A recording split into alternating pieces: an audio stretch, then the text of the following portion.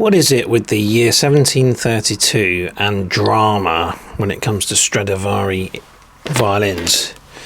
Well, this violin, the Duke of Alcantara of 1732, is no exception.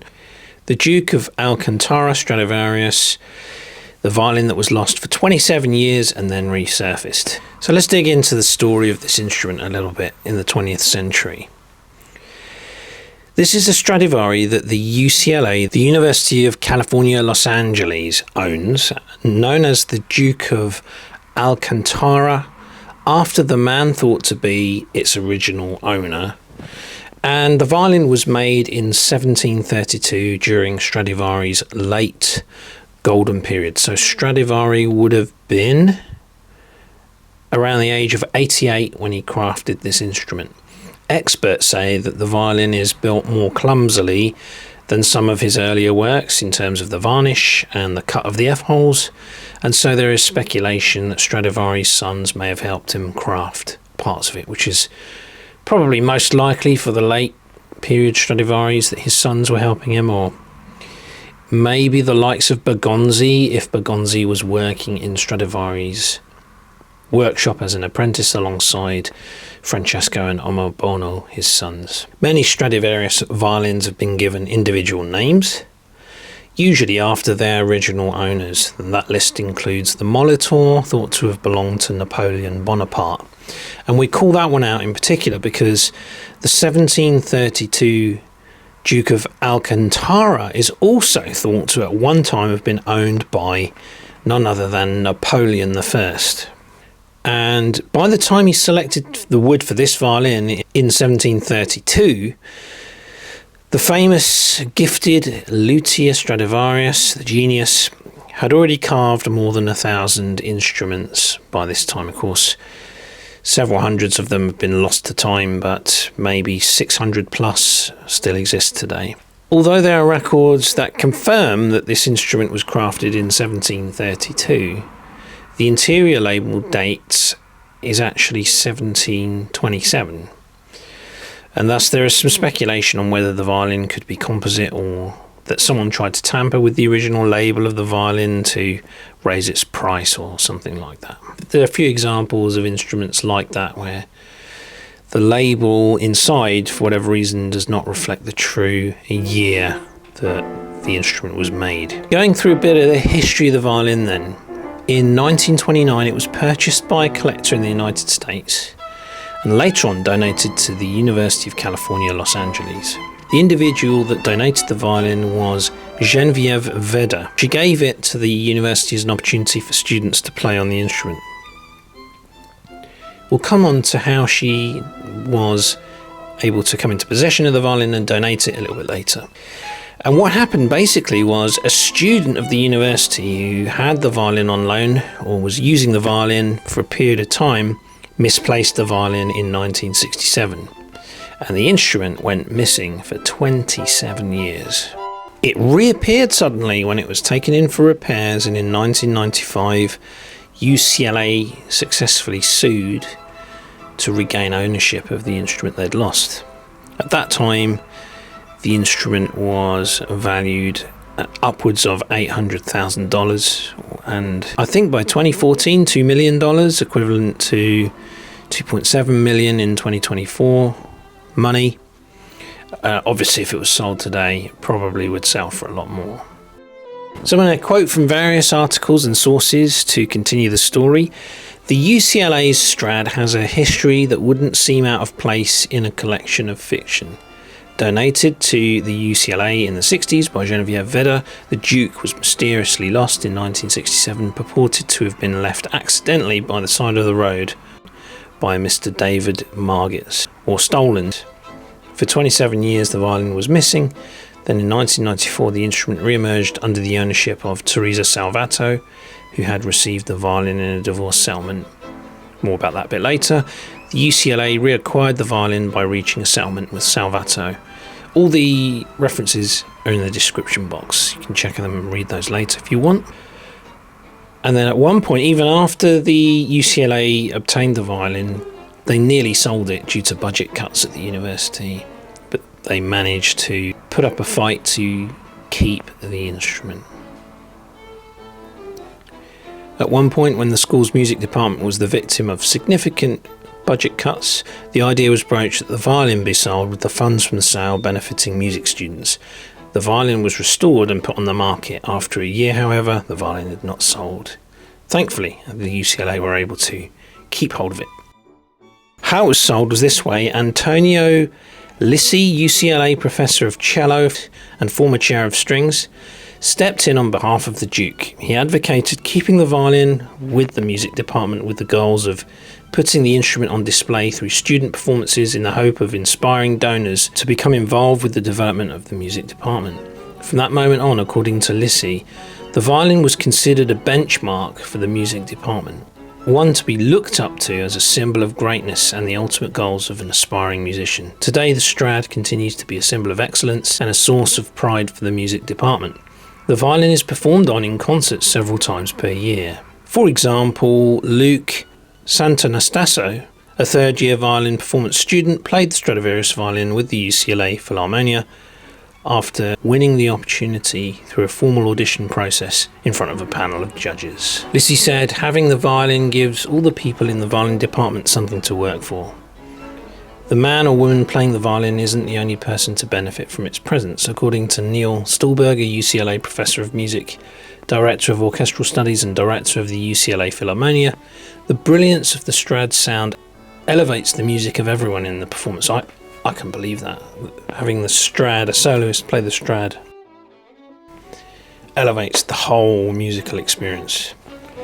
When an orchestra accompanies a soloist playing an instrument like this and hears the quality of sound that comes from the instrument, they automatically improve the quality of their own playing. It makes orchestral music even more of a pleasure, Stolberg says. Now that it's back with the music department, the Duke of Alcantara has come alive again, jumping right out of history. This article's obviously going back to the mid-90s. What is mind-boggling is that it's not a collector's item, it's not just a piece of art for you to admire, but it's something to put your hands on and learn from, Pogosyan said. So here we can examine the provenance as per Terisio's webpage on this instrument, that it passes through the hands of the Duke of Alcantara, whoever he was, to Albert Caressa, then Erich Lachmann, Dr. Steiner Schweitzer, Erich Lachmann, Rudolf Wurlitzer, violin dealer, Ilya Shkolnik, and then Genevieve Vedder. Genevieve Vedder is the person who donates it to the UCLA until 1967, then it's kept at UCLA, then reported stolen until it resurfaces in 1995 when Teresa Salvato puts it in for repairs, or I think her nephew, we'll come on to that in a moment. And then from 1995 it's back at the UCLA, where it remains to this day. Alright, let's whiz through a bit more detail of the provenance. The violin was owned by Albert Caressa later in the 19th century. He then sold it from his shop in Paris to a collector, Erich Lachmann of Berlin. In 1925, Lachmann sold the instrument to Dr. Steiner Schweitzer, a collector in Switzerland. In 1929, the Stradivarius was bought by Rudolf Wurlitzer in New York, the violin dealer, and was later transferred to one of his properties in Cincinnati. In 1945, the violin was sold to Ilya Shkolnik, the newly appointed concertmaster to the Baltimore Symphony Orchestra.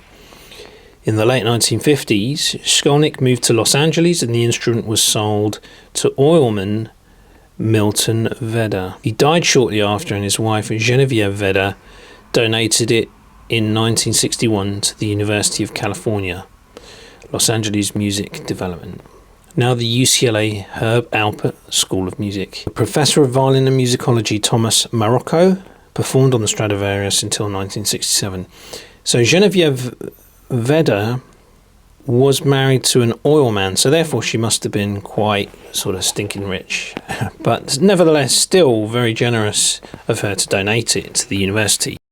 In mid-1967, David Margetts, a graduate student, second violinist of the Ferry Road String Quartet at UCLA, was lent the instrument. It was kept in a double case with a 1950s violin by Ansaldo Poggi and bows by François Tourte and Marcus Fischer. On the evening of August 2nd, 1967, Stradivarius disappeared while Margaret was shopping for groceries in Pasadena after a rehearsal in Hollywood. How many times do you hear of violinists leaving fiddles in their cars, going shopping, coming back, discovering it's gone? Like, even Sherry Kloss made that mistake. She lost an instrument, which was then recovered, but that was by leaving her violin in the boot of the car and going for a swim or something. How many times do people leave their violins on trains? It's just unbelievable. You'd think that they would literally chain the thing to their body, Anyway, it's somewhat of a mystery how exactly this instrument disappeared on that fateful evening of August 2nd, 1967.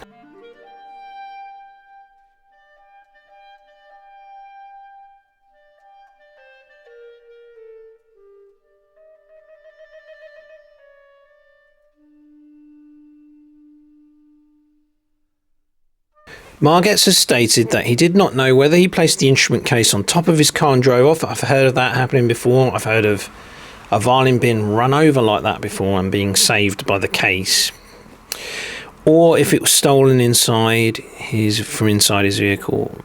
Margetts sent notices to pawn shops and the police, but received no information as to the violin's whereabouts. I guess what we can say is where any human mistakes happen. When you're a professional musician, you're faffing about with instruments all the time, so momentary lapse of judgment could happen to anyone, I guess, but with a Strad it still surprises me. I've got to say that it happens.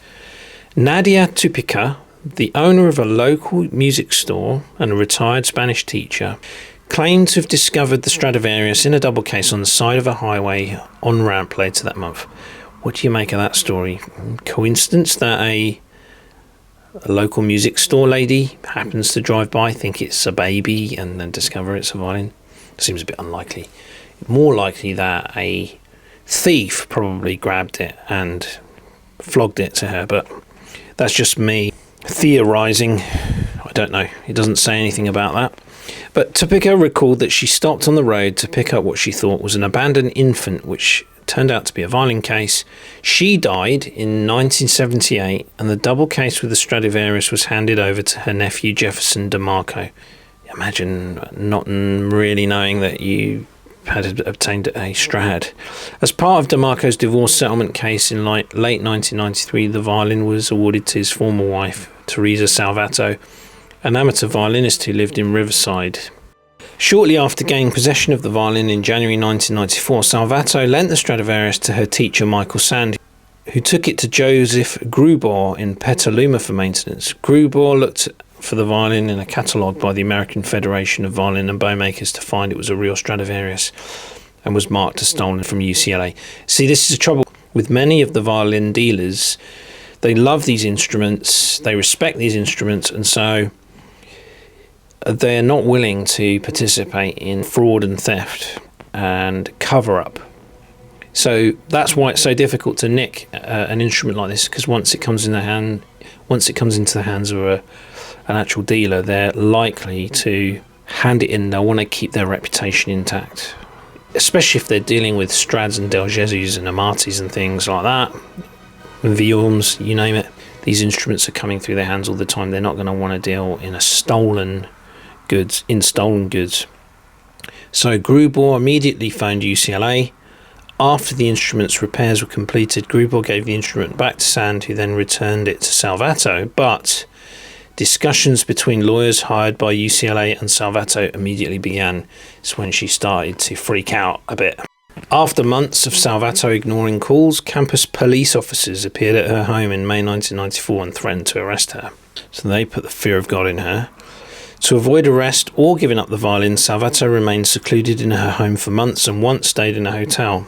On October 14th, UCLA lawyers achieved an injunction to force Salvato to disclose the location of the violin, but instead it was decided that she would surrender the instrument to UCLA's Fowler Museum, where it would remain unplayed until the Los Angeles County Superior Court could decide who the owner was. A few days later, on October 17th, the violin was authenticated and sent to the museum. Over a year later, on December 1st, 1995, it was determined in court that the Stradivarius, along with the Poggi and the missing bows, would be returned to UCLA, and Salvato would receive a payment of $11,500. Not too bad. Later in the same month, Alexander Treger, concertmaster of the Los Angeles Philharmonic and also a UCLA professor, performed on the violin at a private recital at the UCLA Chancellor's residence. At the time of the settlement, the Duke of Alcantara was estimated to have a value of at least $800,000. So I guess $800,000 around 1995, valued at $2 million in 2014. The Duke of Alcantara usually stays locked in a vault at UCLA's Fowler Museum. In recent years, winners of the UCLA Philharmonia's All-Star Concerto competition and the Atwater Kent String Concerto competition have the chance to play on the violin, typically as a soloist with the UCLA Philharmonia or UCLA Symphony. As a result of budget cuts, university officials in 2006 considered selling the violin, but advocates successfully campaigned for the school to keep the violin. In 2020, UCLA was given a second Stradivarius violin, which will arrive in 2025. So I'll try and look out for what that Strad is. Maybe something will come up in the Strad magazine or something like that. Interestingly, Jascha Heifetz was a teacher at UCLA. He held master classes there before moving to the University of Southern California. I think this might be before the black and white films of the Heifetz master classes. I think by then Heifetz might have already been at University of Southern California. Yeah, I've just checked the video on YouTube again and it's confirmed it's definitely University of Southern California. He wouldn't have had the opportunity, therefore, to view and or play on this Strad because it only arrived at UCLA in 1967. By then, Heifetz had moved to the University of Southern California. I'm now going to read some notes from the Tarisio webpage on this instrument. Tarisio don't seem to have a photo, although I don't know why, because there are several photos of the instrument available from a Google search, but they don't. So here are the Tarisio notes, and that's where I've got the provenance from, and the description of the instrument, details of the instrument. The final chapter in a decades-old mystery has now been concluded at UCLA with a settlement that returns full ownership to the university of a 265-year-old Stradivarius violin named the Duke of Alcantara. The agreement ends litigation that started in October 1994 when an amateur violinist who had come into possession of the Stradivarius, which had been donated to UCLA but disappeared in August 1967, did not want to give it up. The woman, Teresa Salvato, said her former husband's aunt had given the violin to her husband, who subsequently turned it over to her in a divorce settlement. Family law said the aunt found the violin alongside a road. Salvato maintained the Stradivarius was rightfully hers. To avoid a protracted court fight, UCLA agreed on December 1st, 1995 to pay the woman $11,500 and gain sole possession of the violin. We are overjoyed that UCLA, which is the leading arts and cultural centre of the West, has regained possession of this wonderful instrument, said Daniel M. Neumann, Dean of UCLA's School of the Arts and Architecture. We were confident all along that the court would see that the Stradivarius legally belonged to us, but this settlement enabled us to put an unfortunate turn of events behind us and allows us to make plans for the future use of the violin. The Stradivarius has been in safekeeping at UCLA since October 14th, 1994, when after the university sued to regain possession, Los Angeles Superior Court Judge Robert O'Brien signed an order telling Salvato to surrender the instrument until its ownership could be determined. Under the court order, UCLA could not play or display the instrument until the resolution of the case. Given the situation, we've not yet had time to have the Stradivarius appraised, but I've heard estimates ranging from $600,000 to $2 million, Neumann said. But beyond monetary value, this instrument's historical worth and the enjoyment it brings to music lovers who hear it played is priceless. The story of how UCLA regained possession of the violin, which is one of about 600 still surviving from the 1200 crafted by Antonio Stradivari of Cremona, Italy, is like something out of a plot-twisting mystery novel. The violin, which was crafted in 1732 when Stradivari was about 88 years old, was named for the Duke of Alcantara, a Spanish nobleman. It was owned in the 1960s by a Los Angeles woman named Genevieve Veda, who donated it to UCLA's Department of Music. But in 1967, the violin vanished when David Margetts, then a violinist in UCLA's Roth String Quartet, either left it on top of his car and drove off, or it was stolen from inside the car.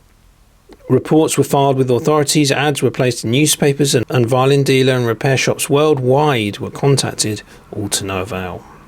The instrument resurfaced in January 1994 when a violin teacher in Northern California showed up at the Petaluma shop of violin restorers and makers Joseph Grubauer and his wife Sigrun Seifert, with an instrument the teacher said was owned by one of his students. Bells went off in Grubauer's and Seifert's heads, and they did a bit of detective work. They can recognise a Strad. They know. It's like wine connoisseurs sipping wine telling you what vineyard it's from. These guys know when they see a Strad. They discovered the violin was indeed the Duke of Alcantara, that it was listed in the American Federation of Violin and Bowmakers Missing Property Registry. The couple then contacted an Oakland attorney friend, Carla Shapiro, who also makes violins, and she set in motion the legal steps that led to UCLA's recovery of the Stradivarius.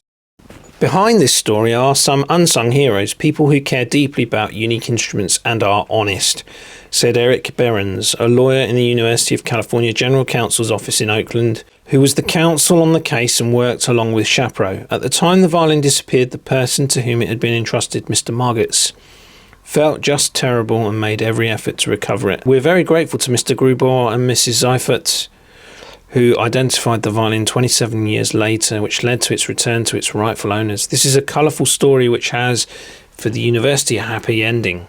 Okay, let's look through some of the owners of this violin that are listed in the provenance then. Let's start with Albert Caressa, who was a bowmaker and violin maker living between 1866 to 1939. I think his instruments nowadays are valued at about £20,000, $20,000. He apprenticed at Gand and Bernardel until 1901. Then he established his own business at 12 Rue de Madrid, Paris, alongside Henri Francais. He was decorated as a Chevalier de la Légion d'honneur in 1910 and became an officer of the Academy in 1922. His violins were modelled after the Lupo style, with many featuring the label of Gustave Bernardel. Caressa and Francais produced all classes of stringed instruments in the finest French tradition, earning awards at St. Louis and Liège in 1905. They served as jurors at the Milan exhibition in 1906, London in 1908, Brussels in 1910, and Turin in 1911. They were also experts at the Civil Tribunal of the Seine. Bows were branded Caressa. Caressa and Francais was a distinguished firm in Paris that specialised in fine musical instruments and bows. I think Jacques Francais might have been the son of Henri and moved to America and continued violin dealing there. I think in actual fact Henri Francais was Jacques' grandfather and Jacques' father was Émile Francais. Anyhow, it was Caressa who owned the Duke of Alcantara for a period of time. Another person in the provenance was Ilya Shkolnik. Despite being a leader of a US orchestra, I couldn't find much on him online except for a Wikipedia page written in Russian, which I was then able to click the translate button and get the details out. So here's what we know about Ilya Shkolnik. He was born in Odessa in 1890 and he died in 1963 in Los Angeles, so before his previously owned instrument went missing. He was an American violinist of Jewish descent, best known as the leader of the Detroit Symphony Orchestra. His parents were Shmuel Geshovich and Esther Shkolnik. He studied with his father, who was a violinist and clarinetist in the orchestra of the Odessa Opera, and then from 1903 in Berlin under Gustav Hollander, and at the Leipzig Conservatory with Hans Zitt, graduating from the Brussels Conservatory with Cesar Thompson in 1908. He stayed in Europe until 1914, living in Dresden, but with the beginning of the First World War, he decided to move to the United States, where part of his family already lived. In 1914 to 1915, he worked at the Russian Symphony Orchestra of Modest Altschule, at the same time as a vice concertmaster of the New York Symphony Orchestra, with concertmaster Alexandra Zaslavsky. Then concertmaster of the so-called Stadium Symphony Orchestra of New York, Stadium Symphony of New York, which gave concerts at the Leveson. Several times he performed solo concerts at New York's Aeolian Hall, receiving positive reviews from critics. In 1919, at the invitation of conductor Osip Gabrilowitsch, he joined the Detroit Symphony Orchestra, after which he toured several US states as a soloist. He served as concertmaster until 1944, regularly performed with the orchestra as a soloist, and quite often during the Great Depression, as it cost the orchestra less money than inviting a third-party, more famous soloist. The favourite works of his were the Beethoven Concerto, but he also gave concertos by Tartini, Paganini, Brahms, Saint-Saëns, Zinding. He also taught at the Detroit Institute of Music. He left Detroit in 1944, as he was replaced by Joseph Gingold, to take the post of concertmaster and assistant conductor of the Baltimore Symphony Orchestra. He also taught at the Peabody Conservatory for some time, and then in the late 1950s he retired and moved to California. His brother Gregor Shkolnik was also a violinist and concertmaster of the Chicago Opera and a conductor. And apparently their sister Jenny Scheindel was a violinist. Their niece was cellist Mila Wellerson. So that's that guy in the provenance, a reasonably accomplished professional violinist. Then we have Dr. Steiner Schweitzer listed in the provenance. Now, he owned quite a lot of fine violins, as we can see from this page on Tarisio. Historical owner Dr. Steiner Schweitzer. Then we have Genevieve Vedder, the wife of an oil magnate who donated the violin to UCLA when her husband passed away. Then we come on to Teresa Salvato. Music store owner Nadia Tubica spotted an abandoned infant on the side of the highway, or so she said. She pulled over and was astonished to see that it wasn't a baby, it was a double violin case. She kept the instruments until her death in 1978. After that, the violin, its monetary value unrecognised or ignored, changed hands a variety of times. Her nephew inherited it but then got divorced. His ex-wife, Teresa Salvato, was an amateur violinist and won custody of the instrument in their divorce. And then, as we already mentioned, she lent it to a teacher. It was flagged as stolen property by the luthier who worked on it. Lawyers got involved. She got threatened with arrest, went into hiding, trying to dodge them, but eventually came to an agreement with UCLA and received a check for $11,500. So, another fascinating Stradivarius story, a lot of drama, but one that ended well for the University of California, Los Angeles, and it's kept in the museum vault, but wouldn't it be nice if it could be on display in a secure part of the university for people to see? But some privileged students get to do more than just see the violin, they get to play it on occasion.